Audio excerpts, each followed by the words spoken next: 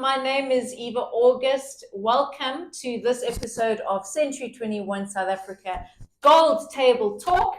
I'm really excited about this episode. I'm sitting here with Hope Motlepa, our sales manager at Century 21 Midrand. I'm so excited to chat to you today.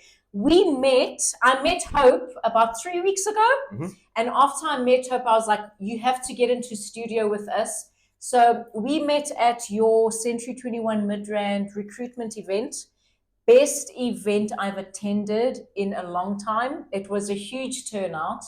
And we started talking. You helped me out with some audio problems. And everyone was talking so highly about you. And then obviously after I met you, I'm like, we have to get you into studio to chat to you. I need to pick your brain. So tell me, because I actually don't know the whole story. So tell me and our listeners a little bit about your background and what brought you into real estate. Okay, greetings. How's it going? Good. I'm so happy you came in. I'm glad as well. Yeah, I was hesitant, as she'll tell you now, but I'm really glad I'm here, and I'm excited to have this conversation with you. So a little bit about me and then how I got here and my background and everything. Just now before we started rolling, I was telling Eva that I came straight into the industry. So did the whole school thing. Then went to uni down in Cape Town rather. Really? And So you studied in Cape Town? I was a literature major. Wow. And so property kind of found me. And I after COVID, which is when I graduated, I was thinking, what is it that I can do? What career can I go into? Because initially my route was academic. The plan was to go... What, you're literature? Yeah, literature. The plan was to go honors, masters, PhD, professor. That was me. I had that goal set and target set, and that was all I was ever going to be. And did you think that was going to be the plan even toward the end of your studies? Like, this is what I'm going to keep doing? That was the plan. COVID changed everything because I had a lot of time to think and a lot of time to really figure out what I wanted. And it wasn't academia anymore so much. Really? And so I sat and I thought, and I had a lot of time, to think, even though the world was up in flames, And it was, when I say it found me, it was an epiphany. It literally, a light bulb went off and it said real estate. And so I started digging into it some more. I did a UCT PDI course, so property development and investment, just to dip my fingers in it. So I think it was a 3-month Get Smarter course, which I think everyone should do. And I thought, okay, cool. Let's. I can't develop anything right now. So how else can I get into this industry? Did some more research and I found the agency world, the agent side of things, right? And I thought, okay, I don't think I'm inherently a salesperson. Interesting. But I think that I can get with this. So I did even more research. I asked my dad if I can, see what's going on with family properties and help him manage those. Oh, wow. And I said, okay, great. So that's the management side of things. Yeah. That's the development investment side of things with the Get Smarter course. And then I was like, all right, cool. Started putting out my CV anywhere and everywhere. And I got my first gig. That's crazy. Yeah. So hang on. You in Cape Town, you have this whole change in direction. Obviously, in my opinion, is that the route that you were going to take end up being a lecturer, professor, academic. That's a pretty safe career. Yeah. That's something that would take care of you for the rest of your life. Then you look at real estate, it's quite risky. Yeah. It's not a 9 to 5 and you got 2 to 3 months off per annum. How did your family feel about that change in direction? It's a good question. I think I was blessed by them being supportive throughout my life, with whatever I wanted to do. It definitely did come as a shock for them. Like, you studied all these years and you're not going to do anything with your degree, at least directly related to your degree. And I mean, I disagree completely in the sense that there's so much parallels you can draw between a book and selling a house and talking to someone in their home and I think that I actually got a lot of skills from my degree. But how I ended up there, again, it's just an epiphany. It struck me one day. And that's interesting because you never saw yourself as a person that is first a salesperson. And I think that's a big lesson because one thing I relate to a lot with you is I also got into real estate straight out of school. And up until that point, I was very introverted. I was insecure. I was shy. and I started waitressing. And waitressing gave me the confidence to try real estate. There we go. And talk to people. And like, maybe if I can sell them on the steak in the restaurant, maybe I can sell them on something else. So you get into real estate, you find something. Fast forward now, is it now 5 years in the industry? More or less. Wow. Just about. Yeah, it's my 5th year now. Talk to me about your journey of the last 5 years. Did you start off as an agent or property professional before you got into management? Correct. Okay. So I started off as a sales agent, plain and simple. Yeah. And I mean, where I come from before Century 21, it was a lot of you guys, here's the formula, good luck with it. As in formula in a book? Formula in a book, formula in a manual. Or a video? In a manual, a little bit of videos here and there. Yeah. They had their own sort of C21 university, if you will. And it was sort of left to us as agents, sort of, okay, sink or swim now, you know. And that's it, go and sell a house. Go and sell a house, figure it out, you know. Mentorship? Yeah, there was. There was, but I think it was more from other agents in the office that you would relate to and start to talk to, right? And so that was my first 3 years in the industry. I feel like I taught myself most of what I know, you know. And that's the beauty of anything in this life, really. You can teach yourself, or at least you can elevate your knowledge on a subject if there's a little bit of passion in there. And some action. Yeah. Right? You put it into practice, you sink or swim, you try and fail and you get it right. You know, I always say to my team now in management that it took me forever to sell my first house. How long did it take you? 8 months, eh? 8 months too. It was took me 8 months nightmare, really. Yeah, it took me 8 months too. And I always say to them, I'm here to make sure that we half, if not quarter that time. Amazing. Just with a little bit more TLC and a little bit more mentorship and a little bit more motivation and tips and tricks that I've learned along the way. Did you love it, being an agent? Every single step. Did you? Every single step of the way. No 2 days are the same, eh? No. I remember the ups and the downs. The highs are high, they say, and the lows are low. But they are. The lows aren't terribly that low. You know, I think a lot of people are. They want security, and the world is stressful and life is scary, and I get that. But I think there's also another drive that like people like us have, that you don't worry too much. I've never had a plan B. You know, you don't worry too much about. That's the biggest what doesn't lesson. work. No plan B. No plan B, you know. Gotta make it work. You gotta make it work, and you gotta believe that it will work. So every time I felt down or things weren't working out, I'd just go on Property 24, Lightstone, and see how many properties were sold this month or this year. Oh, like there's sales. I mean, they've been in the thick of COVID. There's sales, right? So I just have to get my piece of the pie, you know. And that's how I made it along. And I got that first sale, floodgates opened, and you feel like you can do it once. You feel like you can do it 10, 100 more times. Because you did it and you can do it. I want to stay there for 1 second. In those 8 months that it took you, there are very high highs. And I was thinking about how many offers I took that weren't successful, or people that pulled out of the sale. So very high highs, because I had a plan for my life with all those commissions, and it's a commission-only industry. Oh, yeah. In hindsight, what was it that got you through the 8 months? Was it a support structure? Was it... you know, you had savings to fall back on. What was it that got you through? Was it personal development? What would you say it was? That's a good question. For me, it was a little bit of a support structure at home. I didn't have kids, so I could take more risk, a little bit of savings, and really young. So I was like, whatever, let's just give it a go. What do you think got you through all those? Because that 8 months for me felt like 2 years of not earning money. I think you put it perfectly there with, because I started straight after uni, you still have that cushion to be at home. Correct. Where I feel like even the most successful people out of uni, right? Your engineers and your accountants who get jobs like that. They still have that cushion at home. Their parents understand. And again, like I say, I'll repeat how supportive they've always been, you know. So that helped, number one, the support structure at home, not having to pay rent, not having a kid.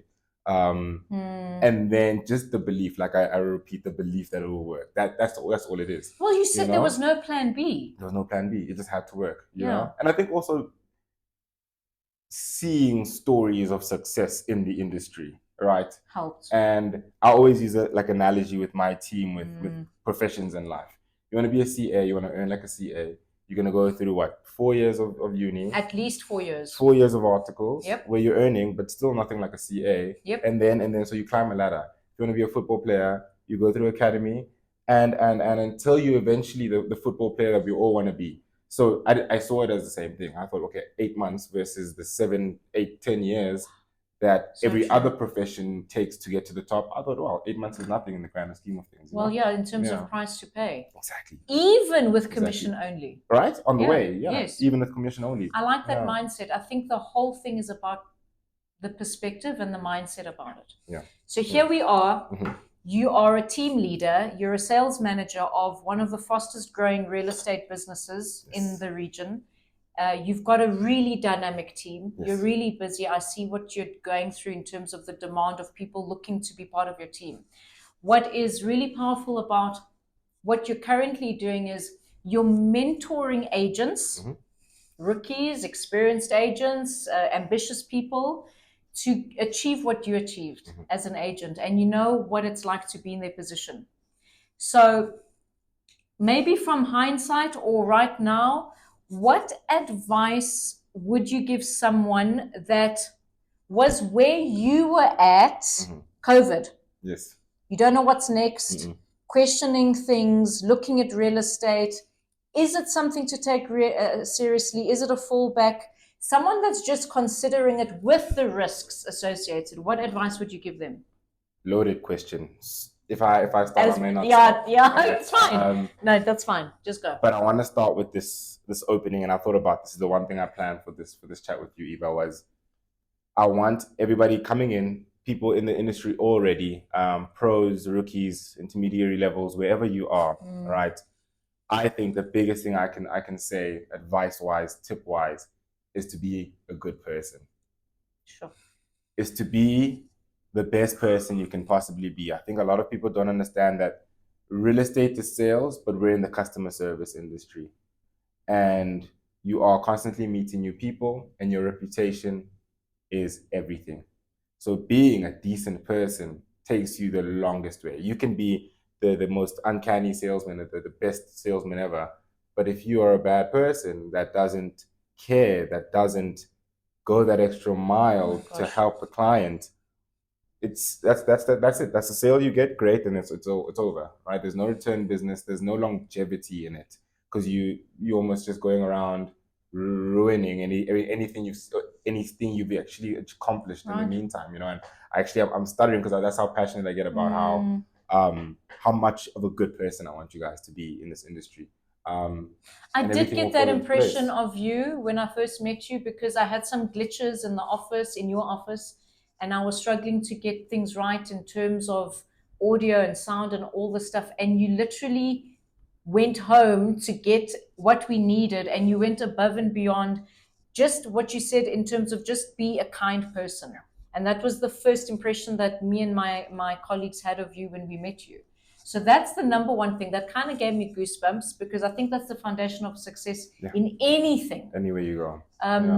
And in terms of being successful in real estate, apart from that, I think what I'm getting from that is that lays the foundation of then being teachable, listening to your mentor, doing what it takes to succeed and put in the work. Yeah, precisely. Right? Yeah, I think you have to have an unrelenting spirit in this industry, right? Again, not so different from many other industries. I think there's that. I'm glad that we're here to sort of, unpack and expose what it is to be in the industry.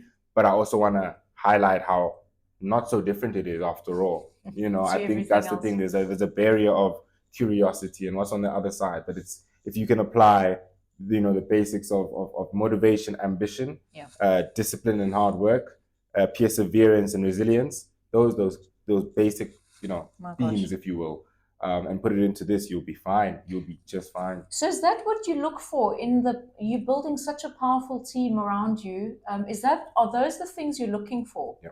Right from the beginning. Yeah, I'll tell you something funny. And because what I heard from that has nothing to do with experience. No, nothing. Education.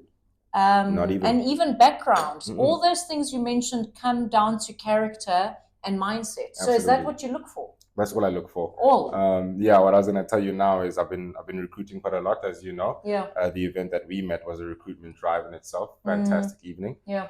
And in the interviews that I've been having in the aftermath of that, I've been trying to scare people away from the career. How? Give me an example. I'll tell them how low the lows will be. Yeah, and they are low. I'll contrast that with how high the highs will be. As a potential. As a potential. But not a guarantee. Not a guarantee, never. Nothing is guaranteed. And I will take them through a day to day. And then a day in a life. A day in a life. Okay. And a month to month and a year to year. And I'll build it up to where you could possibly get to this beautiful, the picture that you want, right? The picture that we're all striving to get to.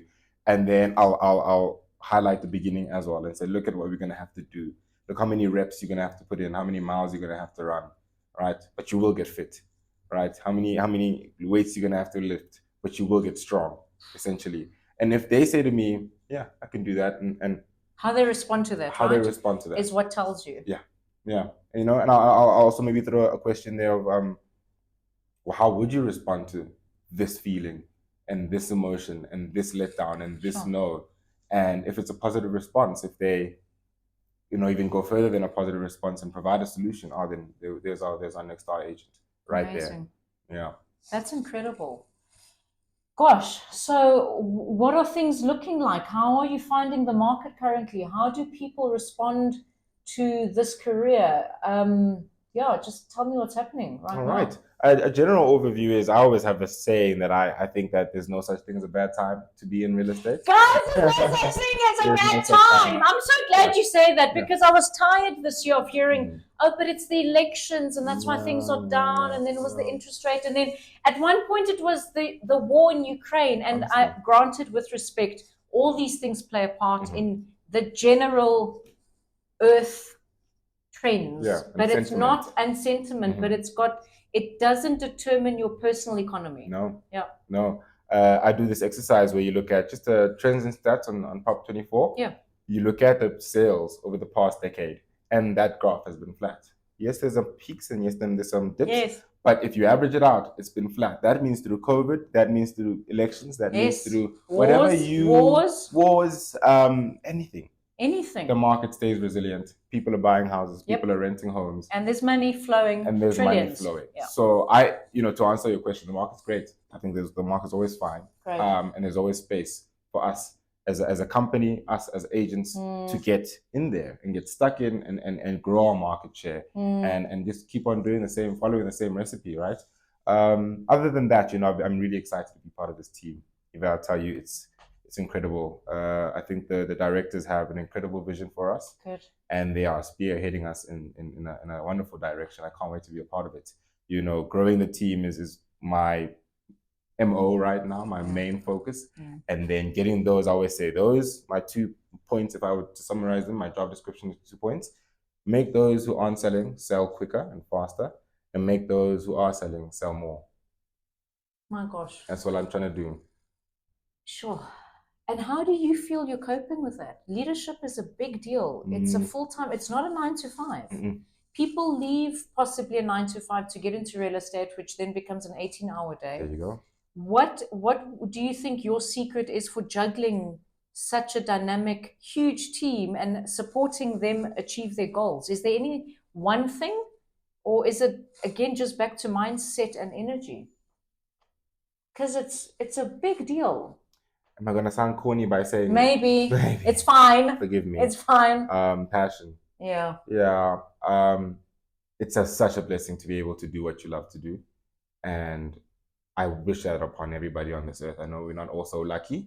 And we're stuck maybe doing things that we studied and got to do now and so on and so forth. But if you even half like what you do, I believe you've won. And I always say I love the industry so much that I became a sales manager to become an agent 17 times over, or however big the team is at that given point in time, right? Because I'm doing viewings with each and every one of them, and I'm doing valuations with all of them. Amazing. And I get to be a real estate agent 17 times over, right? 2 times over. And that's how I do it. My weekends are their weekends. Their success is mine and mine is theirs. 100%. And so if you have that mindset and that view of things, it just feels like, all in a day's work. That's incredible. I got so much more from this conversation than I was hoping to get. I want to just summarize what gifts you've given me. And that is, it was your plan A. Yes. And there's no plan B. It's almost like if you want the island, you got to burn the boats, meaning there's no going back. And if you do that, there's no way you're not going to succeed. Mindset, being positive, having the passion and integrity is the foundation of everything. And you reminded me of maybe what's more to come for you in your future. You are a servant leader. I experienced that right in the beginning, and I think that's a lesson for everyone that wants to be a leader in real estate, and affirmed that we are very privileged to have you in our team.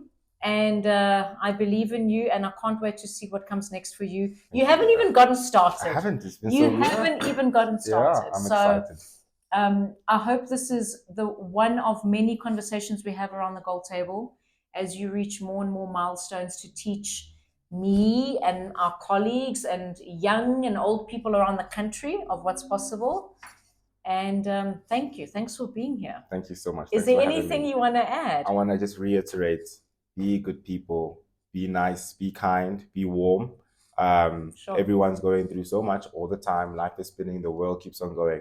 But as a real estate agent, you're there to alleviate at least a little bit of those problems, which is the home part, the house part, the rental part. And you do that with a little bit of love, and I think you'll go the longest way. So thank you, Eva. Thank you, Century 21. And thank you. It's been fantastic. This was great. Awesome. Okay, guys, we'll see you on the next episode. Gold Table Talk.